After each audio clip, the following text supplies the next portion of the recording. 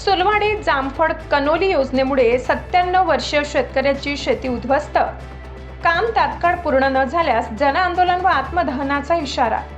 Sulwade Jamphal Connolly उपसा सिंचन योजनेच्या कामामुळे शिंदखेडा तालुक्यातील पिंपराड येथील 97 वर्षीय शेतकरी मनसाराम छगन सोनार यांच्या गट क्रमांक 89 मधील शेतीचे मोठे नुकसान झाल्याचा आरोप करण्यात आलाय. संबंधित विभागाने व ठेकेदाराने शेतीतील कामे अर्धवट सोडल्याने शेती पूर्ववत करण्यात यावी, नुकसान भरपाई तातडीने द्यावी आणि प्रलंबित कामे पूर्ण करावीत अशी मागणी करत जिल्हाधिकारी कार्यालयात निवेदन सादर करण्यात आले. मागण्या तातडीने मान्य न झाल्यास जनआंदोलन छेडण्यात येईल, तसेच आत्मदहनाचा इशाराही देण्यात आलाय.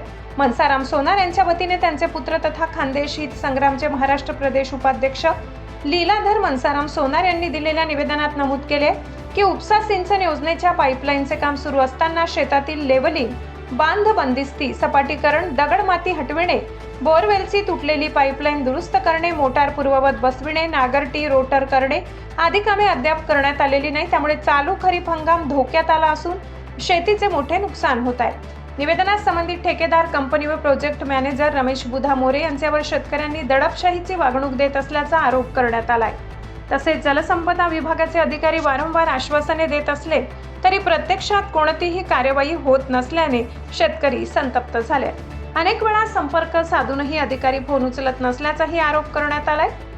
शिवाय शेतकऱ्यांनी भविष्यात पाईपलाईनमुळे नुकसान झाल्यास भरपाईचे धोरण जाहीर करावे, ना हरकत दाखले एनओसी देण्याची प्रक्रिया स्पष्ट करावी, कंपनीची देखभाल कालावधी, वरिष्ठ अधिकाऱ्यांचे संपर्क क्रमांक, सातबाऱ्यावर पाईपलाईनची नोंद होणार का, तसेच रस्ता किंवा वीज खांब उभारले जाणार का याबाबत लेखी माहिती देण्याची मागणी केली आहे. शेतातील मुरुम माती पुन्हा बांधावर टाकून शेती पूर्ववत करण्याची मागणीही करण्यात आली आहे. दिलेल्या आश्वासनावर विश्वास ठेवून कामास परवानगी दिली होती, मात्र जुलै महिना सुरू होऊन शेत पूर्ववत करण्यात आले नसल्याने चालू हंगाम हातातून जाण्याची भीती व्यक्त करण्यात आली आहे.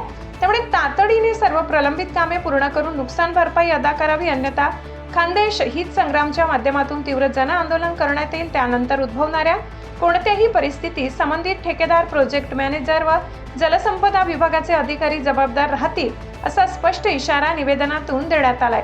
यावेळी खानदेश हित संग्रामचे महाराष्ट्र प्रदेश उपाध्यक्ष लीलाधर मनसाराम सोनार यांच्यासह अनिता बैसाणे, सर्वेश पटेल, नरेंद्र देवरे, धनंजय गाणनकर, रोहिदास देवरे व श्रीकृष्ण बेडसे उपस्थित होते.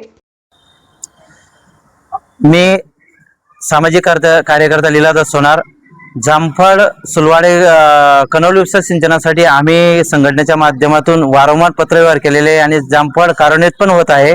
परंतु हे काम करीत असताना माझ्या स्वतःच्या शेतामध्ये गट नंबर 89 मध्ये माझ्या वडिलांच्या स्वमालकीच्या गटातून काम सध्या सुरू आहे आणि त्याच्या महालक्ष्मी इम्प्रो कंपनीचे प्रोजेक्ट मॅनेजर रमेश मोरे साहेब करत आहेत.